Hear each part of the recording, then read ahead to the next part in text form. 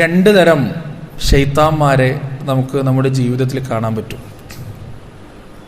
ഒരുത്തൻ വന്നിട്ട് പറയും, നത്തിങ് ഈസ് ഇമ്പോസിബിൾ, നിന്നെ കൊണ്ടെല്ലാം പറ്റും, നിനക്ക് ചെയ്യാൻ പറ്റാത്തതായിട്ടൊന്നുമില്ല, നീ അങ്ങനെയാണ്, നീ ഇങ്ങനെയാണ്, നിനക്ക് ഇത്ര കഴിവുകളുണ്ട് എന്നൊക്കെ പറഞ്ഞിട്ട് നമ്മളിങ്ങനെ ആവശ്യമില്ലാതെ മോട്ടിവേറ്റ് ചെയ്ത് ചെയ്ത് ചെയ്ത് ചെയ്ത് നമ്മളെ നശിപ്പിക്കും. വേറെ ചില ശൈത്താന്മാർ വന്നിട്ട് എന്താ പറയാ, എടാ നിനക്ക് ജന്മനാ ചില കഴിവുകളൊന്നുമില്ല, നീ അത് വിട്ടേക്ക്, നിന്നെ കൊണ്ടത് പറ്റൂല, നീ എത്ര ശ്രമിച്ചിട്ടും കാര്യമില്ല, നിന്നെക്കൊണ്ടത് നേടിയെടുക്കാൻ പറ്റൂല, ഇതൊന്നും പറഞ്ഞല്ല, നീ അത് ഒഴിവാക്കിയേക്ക്. ഇങ്ങനെ ചില ആളുകൾ ഇങ്ങനെ പറഞ്ഞ് പറഞ്ഞ് നമ്മളെ ഇകഴ്ത്തി അവസാനം ഒന്നുമല്ലാത്ത കോലത്തിൽ നമ്മൾ നശിച്ചു. പ്രിയപ്പെട്ടവർ, ഇന്ന് നിങ്ങളോട് സംസാരിക്കാനുള്ളത് മനുഷ്യ ജീവിതത്തെ നശിപ്പിക്കുന്ന രണ്ട് സ്വഭാവങ്ങളെക്കുറിച്ചാണ്, പിശാചിൻ്റെ രണ്ട് ആയുധങ്ങളെക്കുറിച്ചാണ്. അതിലൊന്നെന്താണെന്നറിയോ, നമ്മളിങ്ങനെ കയറ്റി മേലോട്ട് കൊണ്ടുപോയിട്ട് ഒരൊറ്റ ഇടൽ അങ്ങോട്ട് ഇടും, താഴേക്ക് നമ്മൾ നശിക്കും. വേറെ ഒന്ന്, നമ്മളെ ഇകഴ്ത്തി ഭൂമിൻ്റെ അടിയിലേക്ക് ഇട്ട് ജീവനോടങ്ങോട്ട് കുഴിച്ചു മൂടിക്കളയും, അങ്ങനെ നമ്മൾ നശിക്കും. ഈ രണ്ട് വികാരത്തെ നമ്മൾ ശ്രദ്ധിക്കണം. ഒന്ന് അമിതമായ ആത്മവിശ്വാസം, രണ്ട് നിരാശ. ഇത് രണ്ടും മനുഷ്യനെ നശിപ്പിച്ച് കളയുന്നത് ശരിക്കും നിങ്ങൾ മനസ്സിലാക്കണം. ഒന്ന് അമിതമായ ആത്മവിശ്വാസം മനുഷ്യനെ നശിപ്പിച്ച് കളയും, രണ്ട് നിരാശ മനുഷ്യനെ നശിപ്പിച്ച് കളയും. ഇത് രണ്ടും ഒരു മുഅ്മിനിന്റെ ജീവിതത്തിൽ ഉണ്ടാവാൻ പാടില്ല. പരിശുദ്ധ ഖുർആൻ പരിശോധിക്കുകയാണെങ്കിൽ ഇത് രണ്ടും ഉണ്ടായിരുന്ന ആളുകളൊക്കെ നശിച്ചു പോയതായിട്ട് നമുക്ക് കാണാൻ പറ്റും. ഇപ്പോൾ പല കാര്യങ്ങൾ ആത്മവിശ്വാസം നമുക്ക് ആദ്യം ഒന്ന് എടുത്ത് പരിശോധിച്ച് നോക്കാം. ആത്മവിശ്വാസമാണെന്ന് ആദ്യം പറഞ്ഞത്, അതൊന്ന് എടുത്ത് പരിശോധിച്ച് നോക്കാം. ചില ആളുകൾക്ക് അമിതമായ ആത്മവിശ്വാസം, അഹങ്കാരമായിരിക്കും, പല വിഷയത്തിലാണ് അത് ഉണ്ടാവുക. ചില ആളുകൾക്ക് അവർ നേടിയെടുത്ത സ്ഥാനമാനങ്ങളുടെ പേരിലായിരിക്കും, ചില ആളുകൾക്ക് അവർക്കുള്ള അധികാരത്തിൻ്റെ പേരിലായിരിക്കും, ചില ആളുകൾക്ക് അവർക്കുള്ള സമ്പത്തിൻ്റെ പേരിലായിരിക്കും, ചില ആളുകൾക്കെങ്കിലും അവർക്കുള്ള ദീനിൻ്റെ പേരിലായിരിക്കും. ഞാൻ ഭയങ്കര ദീനിയാണ്, ഞാൻ ഭയങ്കര മതനിഷ്ഠയാണ്, ഞാൻ ഇങ്ങനെയാണ്, ഇതിൻ്റെ പേരിൽ അഹങ്കരിക്കുന്ന ആളുകളുണ്ടാവും. ഇപ്പൊ ഒന്നാമത്തെ വിഷയം നിങ്ങൾ നോക്ക്, അള്ളാഹു സ്ഥാനമാനം കൊടുത്തത് കൊണ്ട് അഹങ്കരിച്ച ഒരുത്തൻ ആരാണ് അയാൾ? ഞാൻ തുടക്കത്തിൽ ഓതി വെച്ച ആയത്തതാണ്. ഇബ്ലീസ് എന്തുകൊണ്ടാണ് നശിപ്പിക്കപ്പെട്ടത്? എന്തുകൊണ്ടാണ് സ്വർഗത്തിൽ നിന്ന് പുറത്താക്കപ്പെട്ടത്?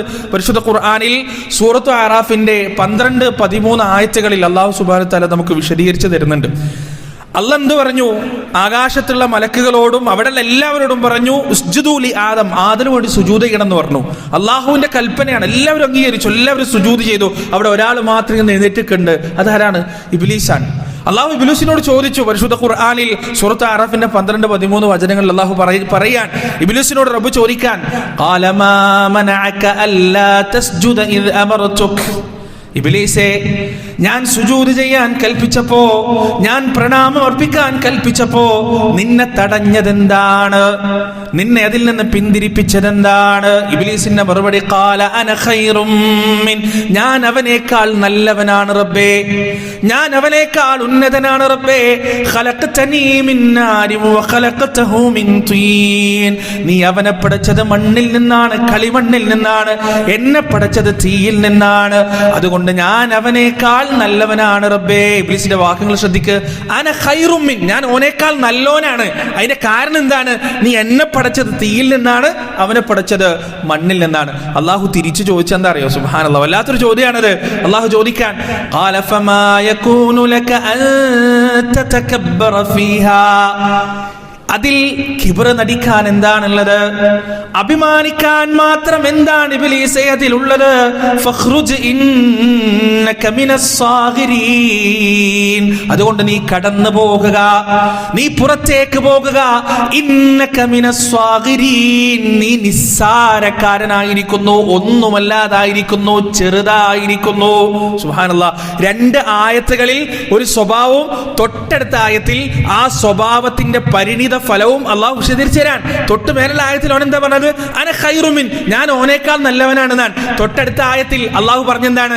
ഇന്നക മിനസ് സ്വാഗിരീൻ, നീ ഒന്നിനും കൊള്ളാത്തവനാണ്, നിസ്സാരനാണ്, അതുകൊണ്ട് നീ ഇവിടുന്ന് ഇറങ്ങിപ്പോയിക്കോ, ഒരു വിലയില്ല നിനക്ക് എന്നാണ് അള്ളാഹു സുബ്ഹാനഹു വ തആല പറഞ്ഞത്. ആലോചിച്ച് നോക്കൂ പ്രിയപ്പെട്ടവരെ, ചില റിവായത്തുകൾ പ്രകാരം മലക്കുകളുടെ ഇടയിൽ ഇബ്ലീസിന് സ്ഥാനം കിട്ടണമെങ്കിൽ എത്രമാത്രം വലിയ സ്ഥാനം അല്ലാഹു കൊടുത്തിരിക്കണം. ആ സ്ഥാനത്തിരുന്നിട്ട് ഈ ഒരു ചിന്ത വന്നപ്പോ ഇബ്ലീസ് ഇത്രമാത്രം ഇകഴ്ത്തപ്പെട്ടുവെങ്കിൽ എന്റെയും നിങ്ങളുടെയും ജീവിതത്തിൽ ഒരു പുനഃപരിശോധന നല്ലതാണ്. നമുക്കൊക്കെ ഉണ്ട് അങ്ങനെയുള്ള ചിന്ത. ഒരു സ്ഥലത്ത് അല്ലെങ്കിൽ മറ്റൊരു സ്ഥലത്ത് നമ്മുടെ വീട്ടിൽ ഒരു കല്യാണ ആലോചന വരുമ്പോ നമ്മൾ പറയില്ലേ, നമുക്കത് ചേരൂല കേട്ടോ, നമുക്കത് വേണ്ട. ആ ചേരില്ല എന്ന് പറയുന്ന വാക്കുണ്ടല്ലോ, അതെങ്ങോട്ടാണ് മടങ്ങുന്നത്? എന്റെ സമ്പത്തിന് ചേരൂല എന്നാണോ? എന്റെ സ്റ്റാറ്റസിന് ചേരൂല എന്നാണോ? എന്റെ തറവാടിത്തത്തിന് ചേരൂല എന്നാണോ? എന്റെ മക്കൾ നേടിയെടുത്ത വിദ്യാഭ്യാസത്തിന് ചേരൂല എന്നാണോ? എങ്കിൽ ഇബ്ലീസ് പറഞ്ഞ വാക്കും നമ്മൾ പറയുന്ന വാക്കും തമ്മിൽ വ്യത്യാസമില്ല. അതല്ല നമ്മൾ പറയുന്നത്. അള്ളാഹുവിനെ സൂക്ഷിച്ചാണ് നമ്മൾ ജീവിക്കുന്നത്. അതുമായി ഒക്കൂല, അതുമായി ചേരൂല എന്നാണെങ്കിൽ ആ ഇക്റാം പടച്ചോൻ തന്നതാണ്. അതില് വിരോധമില്ല, അതില് പ്രശ്നമില്ല. അതല്ല, സമ്പത്തിന്റെയും തറവാടിത്തത്തിന്റെയും സ്റ്റാറ്റസിന്റെയും പേരിലാണ് എന്റെ പ്രിയപ്പെട്ടവരെ നമ്മുടെ വാക്കുകളിൽ നിന്ന്, നമ്മുടെ ഹൃദയങ്ങളിൽ നിന്ന്, നമ്മുടെ മനസ്സുകളിൽ നിന്ന് ഇത്തരം വാക്കുകൾ പുറത്തേക്ക് വരുന്നതെങ്കിൽ അള്ളാഹു നമ്മളെ സഗീറാക്കി കളയും, ചെറുതാക്കി കളയും. ഇബ്ലീസിനെ ചെറുതാക്കിയതുപോലെ നശിപ്പിച്ചു കളയും റബ്ബ്. അതുകൊണ്ട് ശ്രദ്ധിക്കേണ്ടതുണ്ട്. സ്ഥാനമാനങ്ങളുടെ പേരിൽ അമിതമായ ആത്മവിശ്വാസം നമുക്കുണ്ടാകാൻ പാടില്ല. രണ്ടാമത്തത്, ചരിത്രത്തിൽ അധികാരം കൊണ്ട് അങ്ങേയറ്റം ഹുങ്ക് കാണിച്ച മനുഷ്യന്മാരെ നമുക്ക് കാണാൻ കഴിയും. അതിലേറ്റവും നല്ല ഉദാഹരണം ആരാണ്? ഇബ്ലീസ് ആണ്. സൂറത്തു നാസിആത്തിന്റെ 17 മുതൽ 24 വരെയുള്ള വചനങ്ങൾ എടുത്ത് പരിശോധിച്ചാൽ നമുക്ക് ഫിർഔനെ കുറിച്ച് അല്ലാഹു സുബ്ഹാനഹു വ തആല വിശദീകരിക്കുന്നതാണ് കഴിയും. അല്ലാഹു പറയാൻ, അൽ അതാക ഹദീസു മൂസ ഇദ് നാദാഹു റബ്ബുഹു ബിൽ വാദിൽ മുഖദ്ദസി തുവാ ഇദ്ഹബ് ഇലാ ഫിർഔന ഇന്നഹു തുഗാ ഫഖുൽ ഹൽ ലക ഇലാ അൻ തസക്കാ വഅഹ്ദിയക ഇലാ റബ്ബിക ഫതഖ്ശാ ഫഅറാഹു അൽ ആയതൽ കുബ്രാ ഫകذب وعصى ثم أدبر يسعى فحشر فنادى. ഫിർഔനിന്റെ മുന്നിലേക്ക് മൂസാ നബി അലൈഹിസ്സലാത്തു വസ്സലാം വന്നിട്ട് പറയുകയാണ്, ഫിർഔനെ, ഞാൻ നിനക്ക് നേർമാർഗം കാണിച്ചു തരാം. നീ വഴിപ്പെടാൻ തയ്യാറുണ്ടോ? അള്ളാഹുവിനെ പേടിക്കാൻ നീ തയ്യാറുണ്ടോ? ഫകذب وعصى, അവൻ നിഷേധിച്ചു കളഞ്ഞു. എന്നിട്ട് അവൻ അനുസരണക്കേട് കാണിക്കുകയും ചെയ്തു. അവനവന്റെ പട്ടാരക്കാരെ വിളിച്ചുകൂട്ടി, അവന്റെ ശിങ്കിടികളെ മുഴുവൻ അവൻ വിളിച്ചുകൂട്ടി. എന്നിട്ട് അവൻ പ്രഖ്യാപിക്കുകയാണ്, ഫഖാല അന റബ്ബുകുമുൽ അഅ്ലാ, ഞാനാണ് നിങ്ങളുടെ ഉന്നതനായ രക്ഷിതാവ്, ഞാനാണ് നിങ്ങളുടെ ഉന്നതനായ റബ്ബെന്ന് ഫിർഔനത അഹങ്കാരത്തോടെ പ്രഖ്യാപിക്കുകയാണ്. അതിന്റെ പര്യവസാനം എന്താണ്? സൂറത്തുൽ അറാഫിന്റെ 90, 91, 92 വചനങ്ങളിലൂടെ റബ്ബ് സുബ്ഹാനഹു വ തആല അതിന്റെ പര്യവസാനം വിവരിക്കുന്നുണ്ട്. വജാവസ്നാ ബിബനി ഇസ്രായീലൽ ബഹർ ഫഅത്ബഅഹും ഫിർഔന വജുനൂദുഹു ബഗ്യൻ വഅദ്വാ ഹത്താ ഇദാ അദ്റകഹുൽ ഗറഖ് ഖാല ആമൻതു അന്നഹു ലാ ഇലാഹ ഇല്ലല്ലദീ ആമനത് ബിഹി ബനൂ ഇസ്രായീല വഅന മിനൽ മുസ്ലിമീൻ. വല്ലാത്ത അത്ഭുതമുള്ള ആയത്താണ്.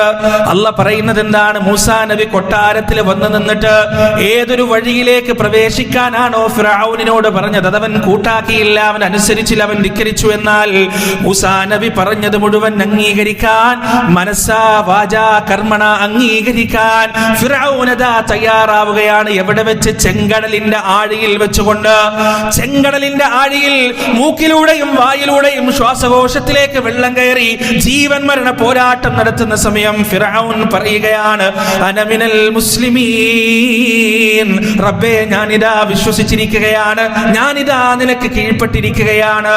അള്ളാഹു തിരിച്ചൊരു ചോദ്യം ചോദിക്കുന്നുണ്ട്. എന്താണ്? ഇപ്പോഴാണോ ഫിർഔനെ നിനക്ക് ബോധം വന്നത്? ഇപ്പോഴാണോ ഫിർഔനെ നിനക്ക് തിരിച്ചറിവ് വന്നത്?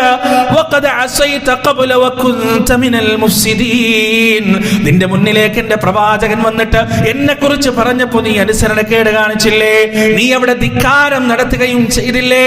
ഫല്യൗമ നുനജ്ജീക ബിബദനിക ലിതകൂന ലിമൻ ഖൽഫക ആയ. അതുകൊണ്ട് കരഞ്ഞിട്ട് കാര്യമില്ല, ഇപ്പൊ വിശ്വസിച്ചിട്ട് കാര്യമില്ല, ഇപ്പൊ കീഴ്പ്പെട്ടിട്ട് കാര്യമില്ല. നിന്റെ ചേതനയേറ്റ ശരീരം മാത്രമേ ഈ ചെങ്കടലിന്റെ പുറമേക്ക് നാം കൊണ്ടുവരികയുള്ളൂ.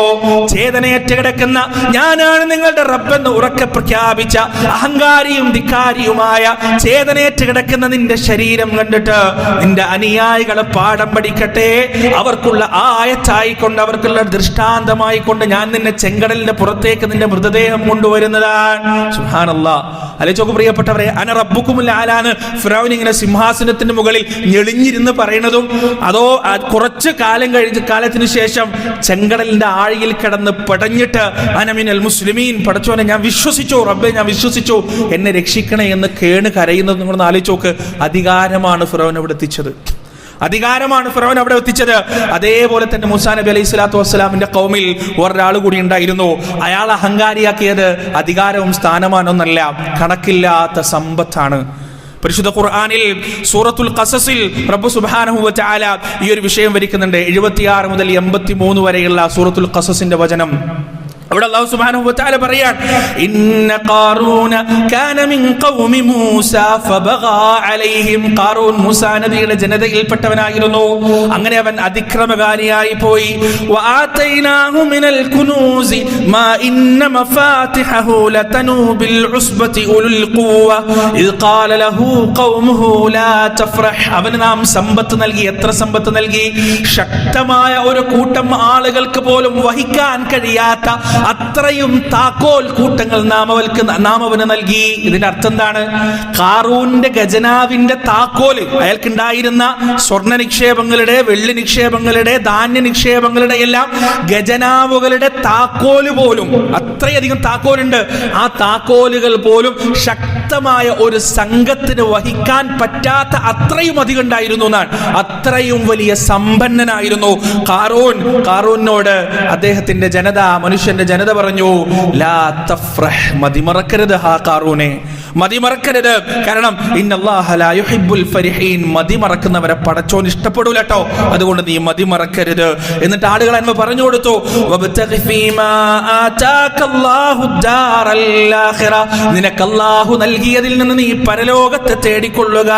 വലാ തൻസ നസീബക മിനദ് ദുനിയാ, അല്ലാഹു നിനക്ക് തന്ന ദുനിയാവിന്റെ സമ്പത്ത് നീ അനുഭവിക്കാതിരിക്കുകയും വേണ്ട, അത് അനുഭവിക്കുന്നതോടൊപ്പം തന്നെ പരലോകത്തേക്ക് വേണ്ടിയുള്ള പ്രവർത്തനങ്ങൾ നീ അതുകൊണ്ട് ചെയ്യുകയും ചെയ്യുക. വഅഹ്സിൻ കമാ അഹ്സനല്ലാഹു ഇലൈക്, അല്ലാഹു നിനക്ക് നന്നാക്കി തന്നതുപോലെ നീ നിന്റെ കാര്യങ്ങൾ നന്നാക്കുകയും ചെയ്യുകയെന്ന് ഖാറൂനിന്റെ ജനതയത അയാളോട് ഉപദേശിക്കുകയാണ്. ഇവിടെയാണ് ഖാറൂനിന്റെ ധിക്കാരപരമായ മറുപടി. അവൻ പറയുകയാണ്, ഖാല ഇന്നമാ ഊതീതുഹു അലാ ഇൽമിൻ ഇൻദി, ഞാൻ ഈ ഉണ്ടാക്കിയ സമ്പത്തുണ്ടല്ലോ, എനിക്കുള്ള സമ്പത്തുണ്ടല്ലോ, ഇതൊന്നും എനിക്ക് പടച്ചോൻ തന്നതൊന്നുമല്ല, ആരും എനിക്ക് ഔദാര്യമായി തന്നതല്ല. എന്റെ വിവരം കൊണ്ട്, എന്റെ ബുദ്ധി കൊണ്ട്, എന്റെ ദിശനാശേഷി കൊണ്ട്, എന്റെ തന്ത്രങ്ങൾ കൊണ്ട്, എന്റെ നൈപുണ്യം കൊണ്ട് ഞാൻ നേടിയെടുത്തത് മാത്രമാണ് ഈ കാണുന്ന സമ്പത്ത് മുഴുവനുമെന്ന് ഖാറൂനത പ്രിയപ്പെട്ടവർ അവിടെ വെച്ച് ബോഷ്ക് പറയുകയാണ്, അഹങ്കാരം പറയുകയാണ്. ഫഖറജ അലാ ഖൗമിഹി ഫീ സീനതി, എന്നിട്ട് അഹങ്കാരത്തോടെ, പ്രൗഢിയോടെ അവന്റെ സമ്പത്തിന്റെ ആധിക്യം കാണിക്കുമാർ ജനങ്ങൾക്കിടയിലേക്ക് അവൻ ഇറങ്ങുകയാണ്. ഖാലല്ലദീന യുരീദൂനൽ ഹയാത്തദ് ദുനിയാ യാ ലൈത ലനാ മിത്ല മാ ഊതിയ ഖാറൂൻ ഇന്നഹു ലദൂ ഹദ്ദിൻ നദീം. ഖാറൂൻ ഇങ്ങനെ പ്രൗഢിയോടെ അങ്ങാടിയിൽ നടക്കുമ്പോ, ജനക്കൂട്ടത്തിൽ നടക്കുമ്പോ, ദുനിയാവ് മാത്രം ആഗ്രഹിക്കുന്ന മനുഷ്യര് ഖാറൂനെ നോക്കിയിട്ട് പറയുകയാണ്, ഞങ്ങളും ഖാറൂനെ പോലായിരുന്നെങ്കിൽ, ഖാറൂന് കിട്ടിയതുപോലെ ഞങ്ങൾക്കും കിട്ടിയിരുന്നെങ്കിൽ എത്ര നന്നായിരുന്നു. ഇന്നഹു ലദൂ ഹദ്ദിൻ നദീം, എന്ത് ഭാഗ്യവാനാണ്. നമ്മളിങ്ങനെ പറയില്ലേ, BMW ബെൻസ് ഒക്കെ എടുത്ത് ഇങ്ങനെ ആളുകൾ പോകുമ്പോൾ ഇങ്ങനെ നോക്കിയിട്ട് ഇതൊക്കെയാണ് ലൈഫ്, ഇതൊക്കെയാണ് ജീവിതം, ഇവരൊക്കെയാണ് ജീവിതം ആസ്വദിക്കുന്നത് എന്ന് പറയില്ലേ.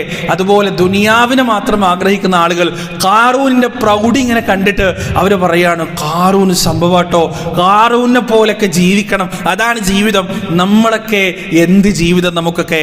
എന്നാൽ വഖാലല്ലദീന ഊതുൽ ഇൽമ വൈലക്കും, അറിവുള്ള ആളുകൾ, വിവരമുള്ള ആളുകൾ പറയുകയാണ്, വൈലക്കും നിങ്ങൾക്ക് നാശം, സവാബുല്ലാഹി ഖൈറുൽ ലിമൻ ആമന വഅമില സ്വാലിഹാ വലാ യുലഖാഹാ ഇല്ല സ്സാബിറൂൻ.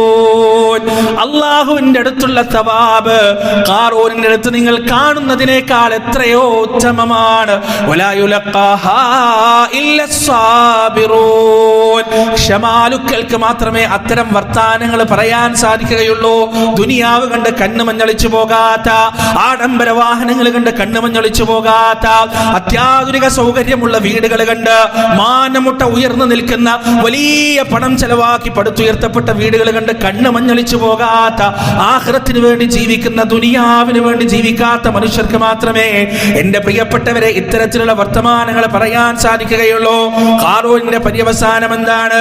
ഫഖസഫ്നാ ബിഹി വബിദാരിഹിൽ അർദ്. പരിശുദ്ധ ഖുർആൻ അല്ലാഹു പറയുകയാണ്, ഖാറൂനിനെ അവന്റെ സമ്പത്തോടുകൂടി, ഖജനാവോടുകൂടി, വീടോടുകൂടി, പരിവാരങ്ങളോടുകൂടി ഭൂമിക്കടിയിലേക്ക് അതാ ആഴ്ത്തപ്പെടുകയാണ്. ഫമാ കാന ലഹു മിൻ ഫിഅതി യൻസുറൂന. എന്റെ കൽപ്പന വന്നപ്പോൾ അവനെ സഹായിക്കുന്ന ഒരു കൂട്ടവും ഉണ്ടായിരുന്നില്ല, ഒരു സൈന്യവും അവനെ ഉണ്ടായിരുന്നില്ല. വമാ കാന മിനൽ മുൻതസിരീൻ. എന്റെ കൽപ്പന വന്നപ്പോ ആ കൽപ്പനയെ നേരിടാനുള്ള എന്തെങ്കിലും തരത്തിലുള്ള നടപടി എടുക്കാൻ ഖാറൂനിന് കഴിഞ്ഞതുമില്ല. ഫഅസ്ബഹ അല്ലദീ തമന്നൗ മകാനഹു ബിൽ അംസ്. അങ്ങനെ ഇന്നലെ ഇതിങ്ങനെ ഖാറൂന്റെ വീടും സമ്പത്തും മുഴുവൻ ഭൂമിക്കടിയിലേക്ക് പോയപ്പോ ഇന്നലെ വന്നിട്ട് ഖാറൂനെ പോലെ ഞങ്ങളും ആയിരുന്നെങ്കിൽ എന്ന് പറഞ്ഞ മനുഷ്യന്മാരെ എന്താ പറയുന്നറിയോ? ലൗലാ അമ്മന്നല്ലാഹു അലൈനാ ലഖസഫ ബിനാ. പടച്ചോൻ കാത്ത്, അല്ല കാത്ത്. പടച്ചോൻ വിചാരിച്ചാൽ, അല്ല വിചാരിച്ചാൽ ഖാറൂനെ പോലെ നമ്മളിങ്ങനെ ഭൂമിയിലേക്ക് ആഴ്ത്തപ്പെടൂലേ എന്ന് അപ്പോഴാണ് അവർക്ക് മനസ്സിലായത്. പ്രിയപ്പെട്ടവരെ, ഇതിനെന്താ കാരണം? ഖാറൂൻ ഇങ്ങനെ നശിപ്പിക്കപ്പെടാൻ കാരണം എന്താണ്? ഖാല ഇന്നമാ ഊതീതുഹു അലാ ഇൽം. നിങ്ങൾ പറയുന്ന പോലെ പടച്ചോനോട് എനിക്കൊരു കടപ്പാടുമില്ല, ഇതൊക്കെ ഞാൻ അധ്വാനിച്ചുണ്ടാക്കിയതാണ്. പല പണക്കാർക്കും പല സമ്പന്നർക്കും ഉള്ളൊരു വർത്താനാണിത്. ഇതൊക്കെ ഞാൻ അധ്വാനിച്ചുണ്ടാക്കിയതാണ്, എൻ്റെ അധ്വാനം കൊണ്ട്, എൻ്റെ ബുദ്ധി കൊണ്ട്, എൻ്റെ വിവരം കൊണ്ട് ഞാൻ ചെറുപ്പം തൊട്ട് കഷ്ടപ്പെട്ടുണ്ടാക്കിയത്. എന്ത് കഷ്ടപ്പാട്! നിങ്ങളെക്കാൾ കൂടുതൽ കഷ്ടപ്പെട്ട എത്ര ആൾ ലോകത്തുണ്ട്? നിങ്ങളെക്കാൾ ബുദ്ധിയുള്ള വിവരമുള്ള എത്ര ആളുകൾ നിങ്ങളെ കമ്പനിയിൽ ജോലി ചെയ്യുന്നുണ്ട്?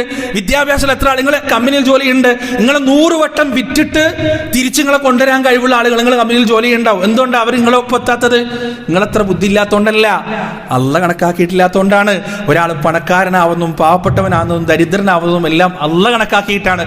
അതുകൊണ്ട് പടച്ചോൻ തരുന്ന സമ്പത്തിന്റെ പേരിൽ, ആഡംബര വാഹനങ്ങളുടെ പേരിൽ, വീടിന്റെ പേരിൽ, മക്കളുടെ പേരിൽ എൻ്റെ പ്രിയപ്പെട്ടവരെ നമ്മൾ അഹങ്കരിക്കാൻ നിന്നാൽ, അമിതമായ ആത്മവിശ്വാസം നമ്മുടെ ജീവിതത്തിലേക്ക് കടന്നു വന്നാൽ അത് നമ്മെ നശിപ്പിക്കുമെന്ന കാര്യത്തിൽ യാതൊരു സംശയവുമില്ല. അതുപോലെ തന്നെ നമ്മൾ ശ്രദ്ധിക്കേണ്ടത് ദീനിന്റെ പേരിലുള്ള ആത്മവിശ്വാസമാണ്. 5 വക്ത് ഞാൻ കൃത്യമായിട്ട് പള്ളിയിൽ വരുന്നുണ്ടല്ലോ, അപ്പൊ പള്ളിയിൽ കൃത്യമായിട്ട് വരാത്തവനെ കാണുമ്പോൾ നമുക്കൊരു പുച്ഛം, നമുക്കൊരു അഹങ്കാരം, എന്നിട്ട് നമുക്കൊരു ചിന്ത, അന ഖൈറും മിൻ. ഇബ്ലീസ് ചിന്തിച്ച പോലെ അന ഖൈറും മിൻ, ഞാൻ ഓനേക്കാൾ നല്ലോനാണ് എന്നൊരു ചിന്ത നമ്മുടെ മനസ്സിൽ ഇസ്തിഗ്നാഅൻ നശിപ്പിച്ചാൽ നമ്മളെ ഒരിക്കലും നമ്മുടെ ജീവിതത്തിൽ, നമ്മുടെ മനസ്സിൽ അത് ഉണ്ടാവാൻ പാടില്ല. കാരണം പ്രിയപ്പെട്ടവരെ, അവൻ ഏത് സാഹചര്യത്തിലാണ് വളർന്നു വന്നത് നമുക്കറിയില്ല, ഏത് സാഹചര്യമാണ് അവനാക്കിയത് നമുക്കറിയില്ല. ഒരു പക്ഷേ അവന്റെ സ്ഥാനത്തായിരുന്നു നമ്മളെങ്കിൽ നമ്മൾ അവനേക്കാൾ അധപ്പതിക്കുമായിരുന്നു. എന്നെ ഈ സ്ഥാനത്ത് നിർത്തിയത്, എൻ്റെ ഉമ്മക്കും ഉപ്പക്കും മകനായി എന്നെ നൽകിയത്, എൻ്റെ തറവാട്, എൻ്റെ കുടുംബം എനിക്ക് നൽകിയത്, എൻ്റെ ജീവിതത്തിലുണ്ടായ സകല സാഹചര്യങ്ങളും എനിക്ക് നൽകിയത് എൻ്റെ റബ്ബാണ്. ഇതൊന്നും ഞാൻ തീരുമാനിച്ചിട്ട് വന്നതല്ല. വാരത്ത് ഞാൻ ജനിക്കണം, തക്കാളിപ്പൊടിയെ ജനിക്കണം എന്നൊന്നും ഞാൻ പടച്ചവനോട് അപ്ലിക്കേഷൻ എഴുതി കൊടുത്തിട്ട് ഞാൻ ജനിച്ചതല്ല. അല്ല ജനിപ്പിച്ചതാണ്, അല്ല തന്നതാണ്. ആ സാഹചര്യങ്ങൾ മാറുമ്പോൾ മനുഷ്യന്റെ സ്വഭാവം മാറും. അതുകൊണ്ട് പ്രിയപ്പെട്ടവരെ, ജീവിതത്തിൽ ഞാൻ ഓനേക്കാൾ നല്ലോനാണ് എന്നൊരു ചിന്ത നമുക്കുണ്ടാവാൻ പാടില്ല. അമിതമായ ആത്മവിശ്വാസം മനുഷ്യനെ നശിപ്പിച്ചു കളയും. അത് തറവാടിന്റെ പേരിലാണെങ്കിലും, സമ്പത്തിന്റെ പേരിലാണെങ്കിലും, ദീനിനിഷ്ഠയുടെ പേരിലാണെങ്കിലും, സ്ഥാനമാനങ്ങളുടെ പേരിലാണെങ്കിലും. അടുത്തതായി മനുഷ്യനെ നശിപ്പിക്കാൻ പോകുന്ന, വലിയ നശിപ്പിക്കാൻ പ്രാപ്തിയുള്ള വലിയൊരു രോഗമാണ് നിരാശ എന്ന് പറയുന്നത്. നിരാശയെക്കുറിച്ച് പരിശുദ്ധ ഖുർആനിൽ എമ്പാടും റബ്ബ് സുബ്ഹാനഹു വ തആല സംസാരിച്ചിട്ടുണ്ട്. അള്ളാഹുവിന്റെ കാരുണ്യത്തിലുള്ള നിരാശ എന്താണെന്നറിയോ? കുഫ്റാണെന്നാണ് പറഞ്ഞത്. ചെറിയ രോഗമല്ലത്, കുഫ്റാണ്. ആരാ പറഞ്ഞത്? യാക്കൂബിന്റെ സൂറത്തുൽ യൂസുഫിൽ നമുക്കത് കാണാൻ കഴിയും. യാക്കൂബ് നബി അലൈഹിസ്സലാത്തു വസ്സലാം തന്റെ മക്കൾക്ക് പറഞ്ഞു കൊടുക്കാണ്.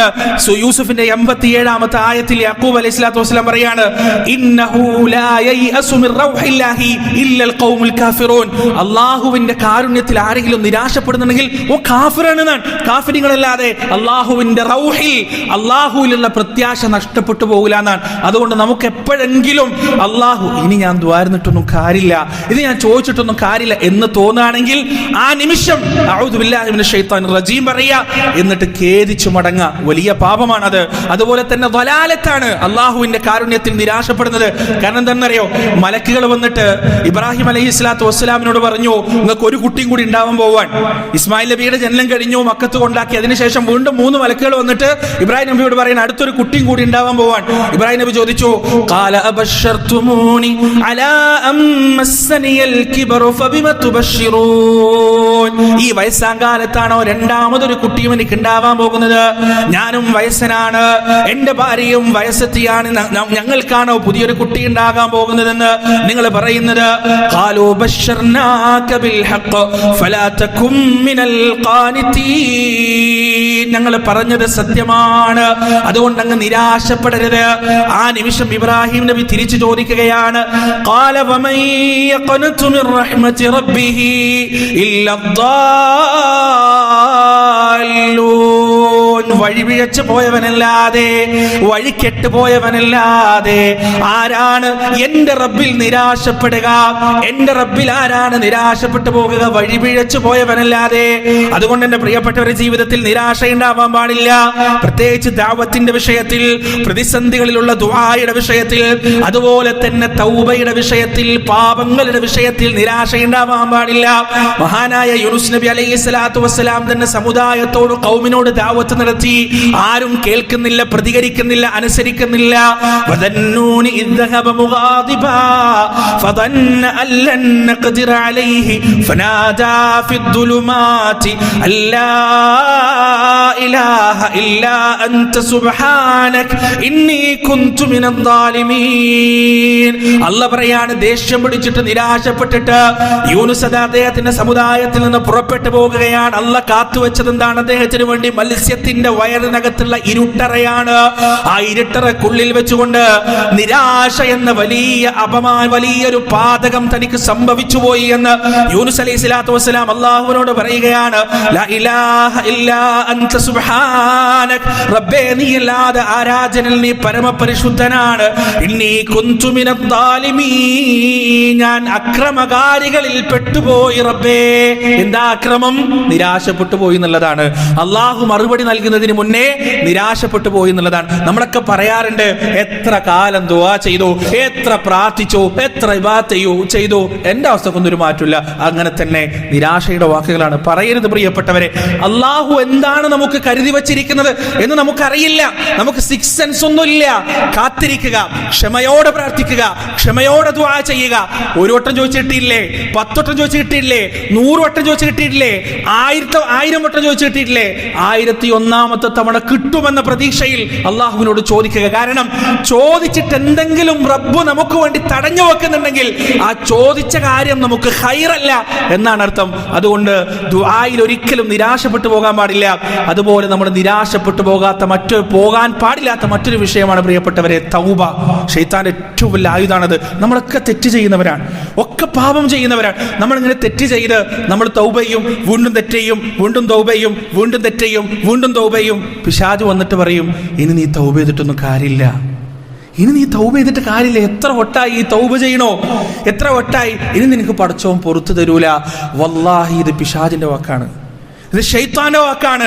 പ്രിയപ്പെട്ടവരെ, 10,000 തവണ തെറ്റ് ചെയ്താലും 11,001ാമത്തെ തവണ തെറ്റ് ചെയ്തിട്ട് റബ്ബിന്റെ മുന്നിൽ ആത്മാർത്ഥമായി തൗബക്ക് വേണ്ടിയുള്ള കൈകൾ നാം ഉയർത്തിക്കഴിഞ്ഞാൽ 1ാമത്തെ തവണ തൗബ ചെയ്യുമ്പോ എങ്ങനെ റബ്ബ് നമ്മെ സ്വീകരിച്ചുവോ അതേപോലെ തന്നെ അല്ലാഹ് സ്വീകരിക്കും. ഒരു സംശയം വേണ്ട കാര്യത്തിൽ നിങ്ങൾക്ക്. അതേപോലെ റബ്ബ് സ്വീകരിക്കും. അതുകൊണ്ട് പ്രിയപ്പെട്ടവരെ, തൗബയുടെ വിഷയത്തിൽ, ജീവിതത്തിൽ സംഭവിച്ചു പോയ പാപങ്ങളുടെയും തെറ്റുകളുടെയും വിഷയത്തിൽ നിരാശയുണ്ടാകരുത്. ഞാൻ കണ്ടിട്ടുണ്ട് എത്രയോ ആളുകളെ പള്ളിയിലേക്ക് വിളിക്കുമ്പോ, നിസ്കാരത്തിലേക്ക് വിളിക്കുമ്പോ, ദീനുമായിട്ട് കുറച്ച് അടുക്കെന്ന് പറയുമ്പോ, നമ്മളൊക്കെ ഇനി നന്നായിട്ട് എന്ത് കാര്യം, ഇതിങ്ങനെ പോട്ടെ, ഇങ്ങനെ നശിക്കട്ടെ, ഇത് നന്നായിട്ട് കാര്യമൊന്നുമില്ല. കാരണം അത്രത്തോളം പാപങ്ങൾ ചെയ്തിട്ടുണ്ടാവും. പ്രിയപ്പെട്ടവരെ, അല്ലാഹു സുബ്ഹാനഹു വ തആല അവരോടാണ് പറഞ്ഞത്. എന്താ പറഞ്ഞറിയോ പരിശുദ്ധ ഖുർആനിൽ? ഖുൽ യാ ഇബാദിയല്ലദീന അസ്റഫു അലാ അൻഫുസിഹിം ലാ തഖ്നതു മിർ റഹ്മത്തില്ലാഹ്, ലാ തഖ്നതു മിർ റഹ്മത്തില്ലാഹ്. ഖുൽ നബിയെ പറഞ്ഞു കൊടുക്കണം, യാ ഇബാദ്, എൻ്റെ അടിമകളെ, അല്ലാഹു വിളിക്കാണ് എൻ്റെ അടിമകളെ, അല്ലദീന അസ്റഫു അലാ അൻഫുസിഹിം, സ്വന്തത്തോട് അക്രമം ചെയ്തു പോയ, പരിധി വിട്ട് പാപം ചെയ്തു പോയ, കണക്കില്ലാത്ത തെറ്റുകൾ ചെയ്തു പോയ, ആരാന്റെ മുന്നിൽ തുറന്ന് പറയാൻ പോലും പറ്റാത്ത വലിയ അപാകതകൾ ജീവിതത്തിൽ കാണിച്ചു കൂട്ടി എന്റെ അടിമകളെ അല്ലാഹു വിളിക്കുകയാണ്. എന്നിട്ട് അല്ലാഹു പറയുന്നത് എന്താണ്? ലാ തഖ്നതു മിർ റഹ്മത്തില്ലാഹ്, അല്ലാഹുവിന്റെ കാരുണ്യത്തിൽ നിരാശപ്പെട്ടു പോകരുത്. ഇന്നല്ലാഹ യഗ്ഫിറുദ്ദുനൂബ ജമീഅ, എത്ര പാപമുണ്ടെങ്കിലും കുഴപ്പമില്ല, ഇങ്ങോട്ട് വന്നോ, ഞാൻ എല്ലാം പുറത്തു തരാം. വമൻ യഗ്ഫിറുദ്ദുനൂബ ഇല്ലല്ലാഹ്, പാപം പൊറുക്കാൻ പടച്ചോനല്ലാതെ, റബ്ബല്ലാതെ മറ്റാരാണ് നമുക്കുള്ളത്? അതുകൊണ്ട് പ്രിയപ്പെട്ടവരെ, പാപങ്ങളുടെ വിഷയത്തിൽ നമ്മൾ ഒരിക്കലും നിരാശപ്പെട്ടു പോകരുത്. റബ്ബ് സുബ്ഹാനഹു വ തആല ഈ രണ്ട് രോഗങ്ങളിൽ നിന്ന് നമ്മെയും നമ്മുടെ മാതാപിതാക്കളെയും നമ്മുടെ സന്താനങ്ങളെയും ഭാര്യമാരെയും എല്ലാവരെയും കാത്തുരക്ഷിക്കുമാറാകട്ടെ. വനസ്തഗ്ഫിറുല്ലാഹ ലി വലക്കും വഅൻ ജമീഇൽ മുസ്ലിമീന അജ്മഈൻ വനസ്തഗ്ഫിറൂഹു ഇന്നഹു ഹുവൽ ഗഫൂറുർ റഹീം.